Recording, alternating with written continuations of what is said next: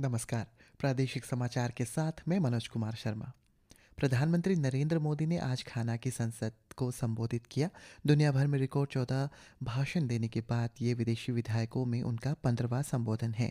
इससे पहले श्री मोदी ने घाना की उपराष्ट्रपति जेन नाना ओपोकू अगिएमांग के साथ अकारा में क्वामे नक्रुमा मेमोरियल पार्क का दौरा किया। उन्होंने घाना में लोकतंत्र, गरिमा और लचीलेपन की प्रशंसा की।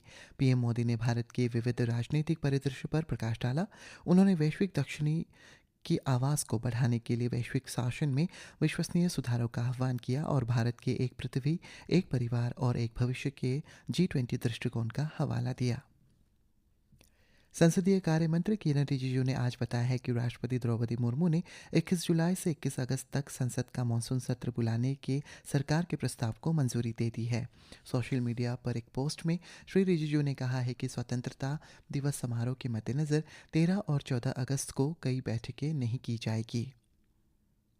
राज्यपाल लेफ्टिनेंट जनरल रिटायर्ड केटी पटनायक ने आज ईटानगर में अरुणाचल प्रदेश विधानसभा के डीके ऑडिटोरियम में राज्य विधानसभा के स्वर्ण जयंती समारोह का उद्घाटन किया।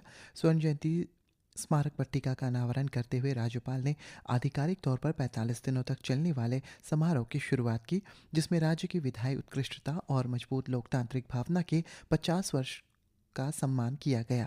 इस ऐतिहासिक अवसर पर मुख्यमंत्री पेमा खांडू ने स्वर्ण जयंती का आधिकारिक थीम गीत जारी किया, जबकि उप मुख्यमंत्री चाउना मेन ने इस अवसर का प्रतीक स्मारक बैच लॉन्च किया। दापोरिजो के तालारदोई को गुजरात के वेलेव्यू सरोवर प्रीमियर में खाद्य और पेय क्षेत्र में सर्वश्रेष्ठ कर्मचारी चुना गया है। सोशल मीडिया पोस्ट में इस खबर को साझा करते हुए उप मुख्यमंत्री चाउना मेन ने बताया है कि दोई को राज्य सरकार के कौशल विकास और उद्यमिता विभाग के माध्यम से प्रशिक्षित कर नौकरी दी गई थी। श्री दोई की इस उपलब्धि की सराहना करते हुए श्री मेन ने कहा कि यह न केवल उनकी प्रतिभा और समर्पण को दर्शाता है, बल्कि युवाओं को सशक्त बनाने के लिए विभाग की प्रतिबद्धता की पुष्टि भी करता है। रुकसिन के मल्टीपर्पज ऑडिटोरियम हॉल में उद्यमी पंजीकरण मेला सफलतापूर्वक संपन्न हुआ। ब्लॉक मिशन प्रबंधन इकाई रुकसिन द्वारा आयोजित इस कार्यक्रम के दौरान कुल 130 ऑनलाइन उत्पादक पंजीकरण एकत्र किए गए। स्वयं सहायता समूह के सदस्यों ने मेले के दौरान लगभग 35,000 की बिक्री करने की कामयाबी हासिल की है। उद्यमी पंजीकरण मेला एक उद्यमी पंजीकरण अभियान है, जिसका उद्देश्य स्वयं सहायता समूहों के सदस्यों और उनके परिवार को सशक्त बनाना है। ईटानगर मौसम विभाग ने आज राज्य के 2 जिलों पापुमपारे और चांगलांग जिले के लिए ऑरेंज अलर्ट और अन्य 17 जिलों के लिए येलो अलर्ट जारी किया है। विभाग के अनुसार इन जिलों में अगले 24 घंटों में अलग अलग स्थानों पर गरज के साथ बिजली गिरने और तेज बारिश होने की संभावना है।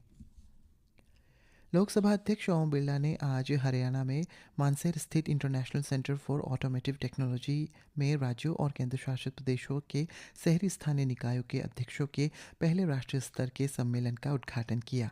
2 दिवसीय सम्मेलन का विषय है संवैधानिक लोकतंत्र को मजबूत बनाने और राष्ट्र निर्माण में शहरी स्थानीय निकायों की भूमिका। सम्मेलन का उद्देश्य तेजी से शहरीकरण कर रहे देश में शहरी स्थानीय निकायों की महत्वपूर्ण भूमिका को रेखांकित करने के लिए एक महत्वपूर्ण मंच के रूप में काम करना है। अखिल भारतीय आयुर्विज्ञान संस्थान दिल्ली ने आज कहा है कि कोविड वैक्सीन और अचानक हृदय संबंधी मौतों के बीच कोई संबंध नहीं पाया गया है। नई दिल्ली में एक प्रेस कॉन्फ्रेंस को संबोधित करते हुए एम्स दिल्ली के प्लुमिनरी क्रिटिकल केयर और स्पील मेडिसिन विभाग के एसोसिएट प्रोफेसर डॉक्टर करण मदान ने कहा है कि कोविड वैक्सीन प्रभावी है और मृत्यु दर को कम करने में महत्वपूर्ण भूमिका निभाई है। केंद्रीय संचार मंत्री ज्योतिरादित्य सिंधिया ने कहा है कि भारतीय डाक विभाग बड़े तकनीकी बदलाव के दौर से गुजर रहा है। आकाशवाणी समाचार से खास बातचीत में मंत्री ने कहा है कि पहली बार संगठन में मुख्य प्रौद्योगिकी अधिकारी की नियुक्ति की गई है। उन्होंने कहा है कि सीटीओ भारतीय डाक विभाग के नवाचार और तकनीकी प्रगति पर काम करेंगे। और देश में पेयजल एवं स्वच्छता विभाग द्वारा देशव्यापी स्वच्छ सर्वेक्षण ग्रामीण एसएसजी 2025 इस वर्ष 29 मई को शुरू किया गया था। ये भारत का सबसे बड़ा ग्रामीण स्वच्छता सर्वेक्षण है, जिसका उद्देश्य सभी राज्यों और केंद्र शासित प्रदेशों में स्वच्छ भारत मिशन ग्रामीण चरण 2 के परिणामों का आंकलन करना और उन्हें सुदृढ़ बनाना है। इस मूल्यांकन का एक प्रमुख घटक नागरिक प्रतिक्रिया है, जिसे एक समर्पित नागरिक प्रतिक्रिया मोबाइल एप्लीकेशन के माध्यम से एकत्र किया जाएगा। इसी के साथ ये समाचार बुलेटिन समाप्त हुआ। नमस्कार।